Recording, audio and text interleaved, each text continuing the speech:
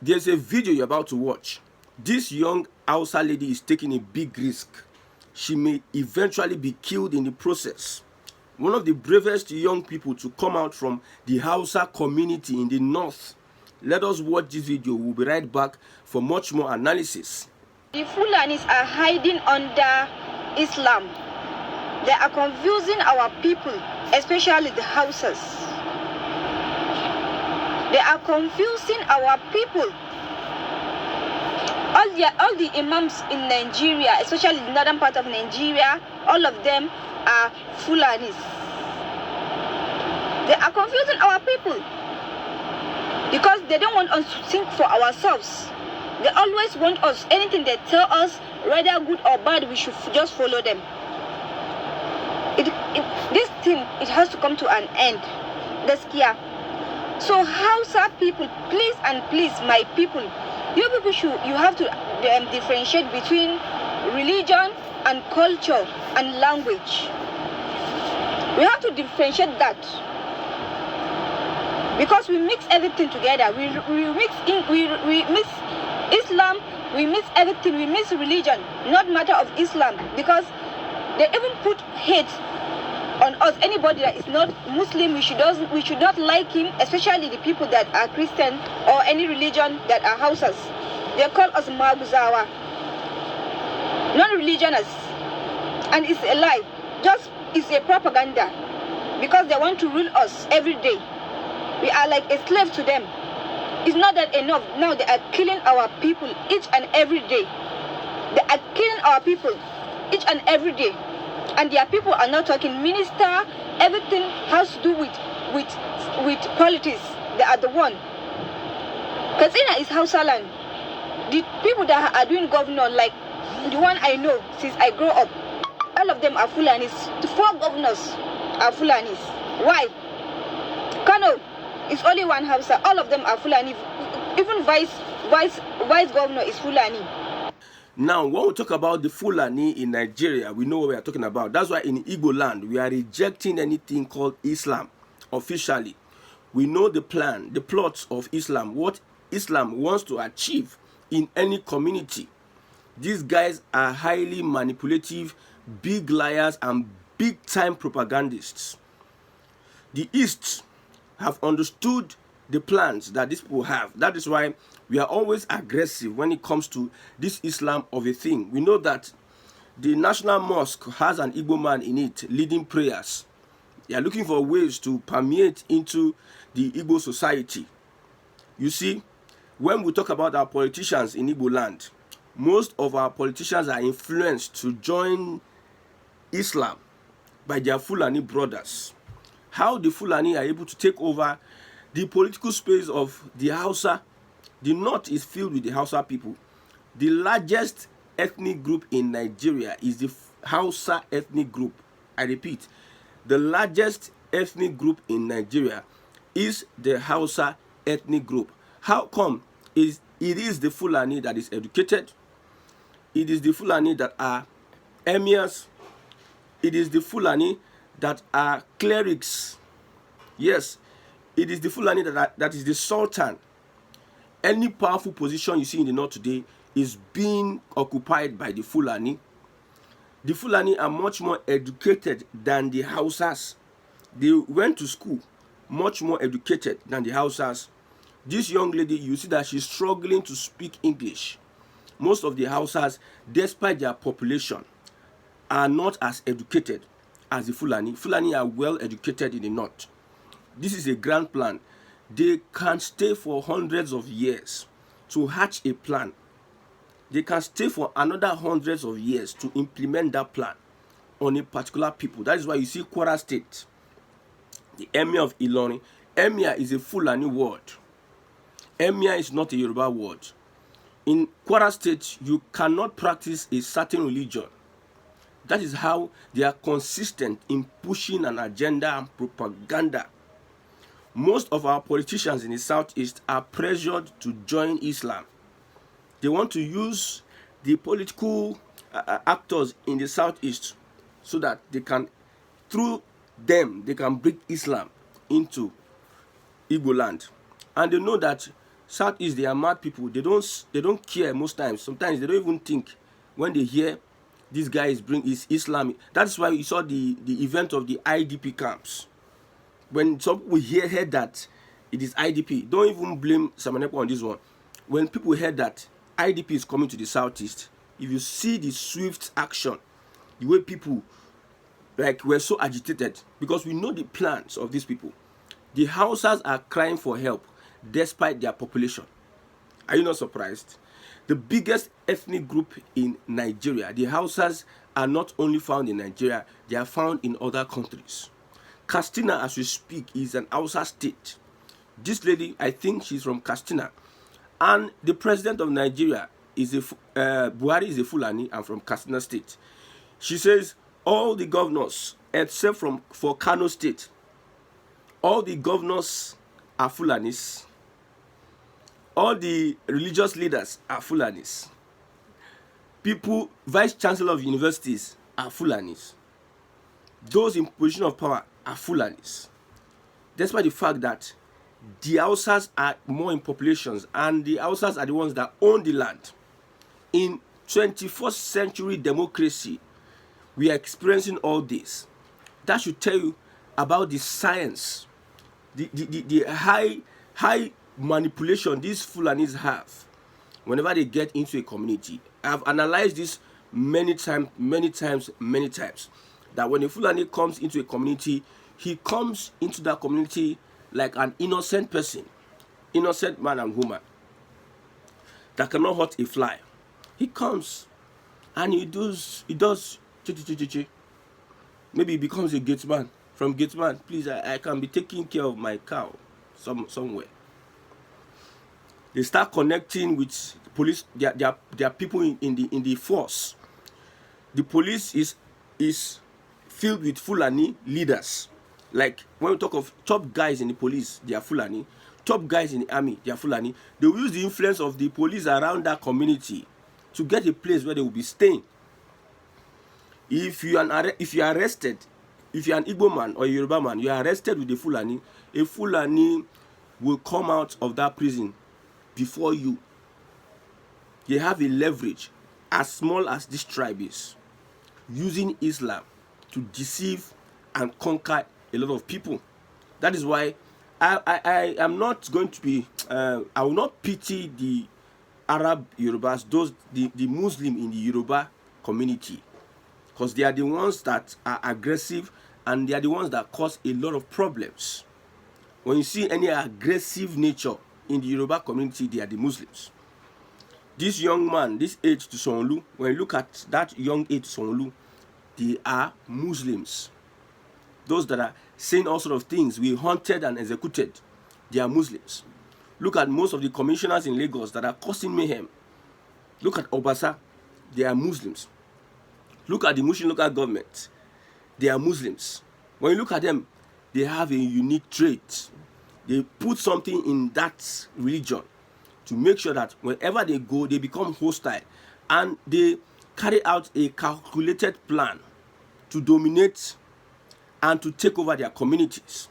This young lady is crying day by day. When you watch her videos, you shed tears for the Hausa community. They are killing us, they are killing us, they are killing us. It is evident that they are a conquered people in the so-called democracy. While we have the Fulani all over, governors all over, in the house of the lawmakers, the reps, senators, all of them are Fulanis. Look at Ndume yesterday and Jibrin, Fulanis. Ndume has an ND in marketing from the north. Senator Ndume has an ND in marketing, and he is a senator. Can that happen in the south, in the southeast, or in the southwest, or the south? ND in marketing, and you rise to the point to become a senator. This tells you a lot about the Fulani and why we are rejecting the Fulani in the southeast. Because I want to make my point clear. We don't hate people. We have Fulani Christians, though. I tell you, we have Fulani Christians, and these Fulani Christians are seeing hell in the north. Killings are going on. It is normal for a Fulani to start killing people because of they are not aligning with their purpose. That is why I pity for the Hausa people. The people that make the laws in the north are the Fulanis. Look at the Fulanis are almost 70 million, the largest ethnic group in Nigeria. The Hausa are almost 70 million, the largest ethnic group in Nigeria. Why the Fulani 50 million, 15 million, the Fulani. And you are telling us that we are hostile to these guys. See how they are importing killers into the southeast. And the government, the so-called army and authorities, think that we don't understand the game plan, the way they are playing their game. These guys are sophisticated manipulators, sophisticated Maradonas, political Maradonas. They can be consistent on a thing, deceiving you consistently, laughing and sleeping with you. A Fulani might marry a lady, have children with that lady, go through many things with that lady just to deceive that lady, just to win that lady. Fulani can go to any length to make sure that his aim is achieved. So they can, I've told you that they have these guys. They are one. See, one thing about the Fulani is that I respect them. When they want to disguise, it can take them 20 years. They can be young. They will start something. They will achieve it while in their deathbed, they are shaking their deathbed. They still want to achieve that agenda of the Fulani. That is why middle belt will never get it easy with these Fulani guys. The Ata of Gala, beheading Uthman and Fudio, is one of the biggest loss to the Fulani community. That's why the attacks and killings in that region will continue and will not stop. Despite the fact that some people just come. I'm the commander-in-chief of the armed forces. We are committed to do this. Buhari came. He's a Fulani, grand patron of Mieti Ela. He came. They know what they are doing. There's nothing they can do. Now, when you see northern people that are qualified to become presidents, they are Fulani. Tell me one Hausa person, politician, that is as influential as anybody from Kwankwaso, from Atiku, from Erufai, from any of these three, any Hausa politician that is as popular. But you see, they bring in religion, they deceive a lot of people, they go behind extrajudicial killings. You see, until you take, there's one reason why Nigeria will be united in a way, at least fairly. Take away Tinubu APC supporters and take away the Fulani from Nigeria. Then you see that Nigeria will be a bit stable. But when we have these people in our system, under the guise of religion, my brother, Nigeria goes nowhere. Anything that will foster the growth and development of the country are sabotaged by these two people. The way they play politics, you will never see upright. They are not upright people. They are not morally upright people. They are morally bankrupt people. Most of the people that are stealing funds, that are stealing Nigeria's money from the north, most of them are Muslims and are Fulanis. But they come and under the guise of religion, they feign like we are religious. Please, the Hausa community are waking up, and they are waking up big time. Nnamdi Kanu is one of the reasons why these guys, their eyes are opened. Nnamdi Kanu is one of the reasons why these guys will take it. This is a young lady. There are many people that are speaking up in the Hausa community. Their eyes are open now. Although it looks like it is too late, but it cannot, there's no time that it will ever be too late. There's no time that it will ever be too late for the Hausa community. There was a time they gave them quick notice to leave the north. I know that statement might not be that strong, but it is a good start. You start from somewhere. Let them know that we know who the real problem Nigeria has at this moment. The real problem Nigeria has as a country is the Fulani. Now, the real problem politically that Nigeria has is APC and his supporters. The APC as a party generally, and the supporters, the Ronu people, the Ronu gang, those that are feel. You see, what about this ideology of the Fulani and the Islamic ideology? They put themselves in power. When you look at the Yoruba tribe, most of the people that are aiming for political power are the Muslims, the Arab Yorubas. They are the ones giving the Yoruba people a bad name. Yes, I said so. This young guy is from Kwara State, a relatively Muslim state, Yoruba Muslim state. That young age to Sonlu. Most of the people in this government that you see, they are always causing mayhem.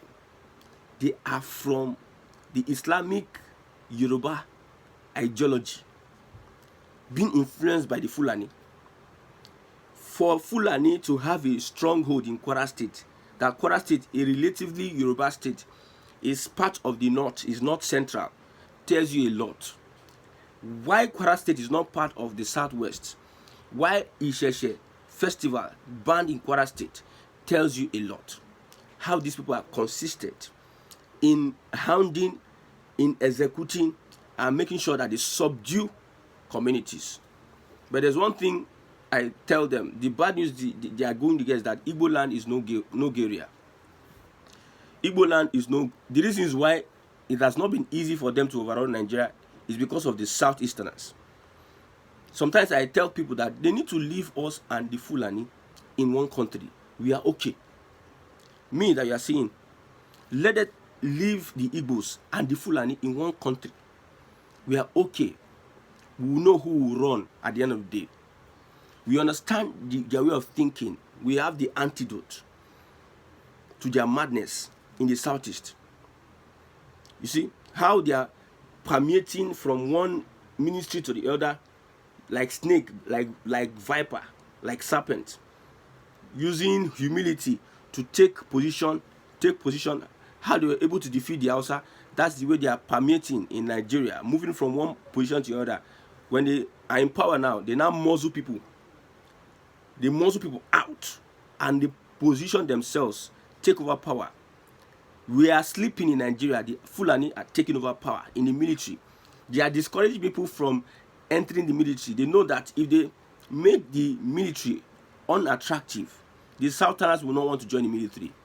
It is the Northerners that will join the military, and they will not have an upper hand.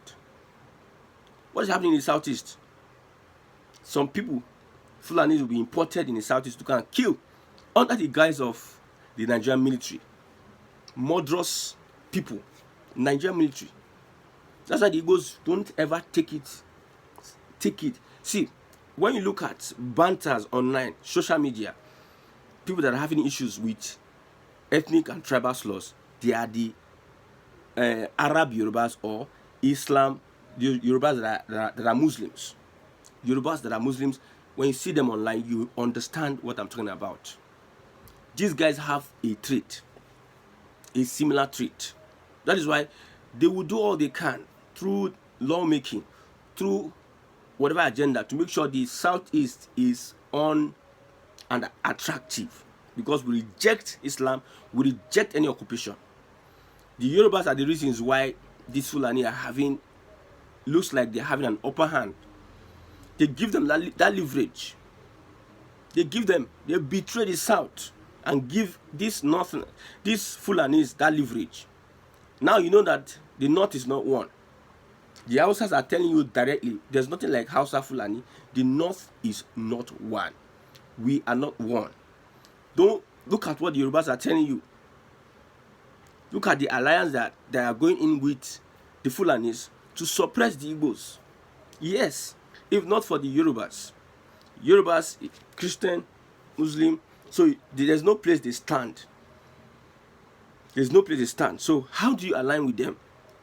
Sometimes they go right, they go left. They call that liberalism, that they are liberal. No, it's not liberalism. It is instability, having two faces. I am telling you, it is instability. Let's know where you stand. We don't know. We accept. We don't accept. We accept. We don't accept.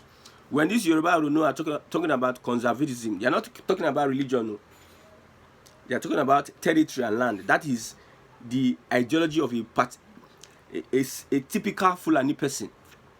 These Yoruba, most of them are Muslims. conservatives. Most of them are Muslims. You're not talking about, okay, we need to be conservative on religion.